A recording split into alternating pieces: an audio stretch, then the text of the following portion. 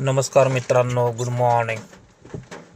सकाळचे वाजलेले आहेत 6:50 आणि मी निघालो आहे ऑफिसला. बघू शकता मित्रांनो, खूप पाऊस पडत आहे. आज काल परवा आणि आजची पण सुरुवात खूप पावसाने धुवाधार बॅटिंगने सुरुवात केलेली आहे. चला तर मित्रांनो, आज निघालेलो आहे मी ऑफिसला.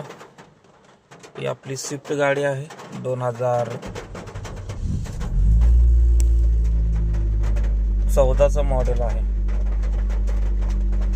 गाडी स्टार्ट केलेली आहे. गाडी स्टार्ट केल्यानंतर मला एक समजत नाहीये की ही गाडी स्टार्ट केल्या RPM डायरेक्ट खूप 1,500 पर्यंत जातो. त्याचं काय रिझन असू शकतं मित्रांनो. नंतर नॉर्मल होतो थोड्या वेळाने, पण जेव्हा मी गाडीचं स्टार्ट करतो तेव्हा RPM हा डायरेक्ट 1,500 पर्यंत जातो. बघू शकता तुम्ही मित्रांनो, आता परत नॉर्मल झालेलं आहे RPM. तर याचं काय रिझन असू शकतं मित्रांनो, प्लीज मला सांगा. धन्यवाद.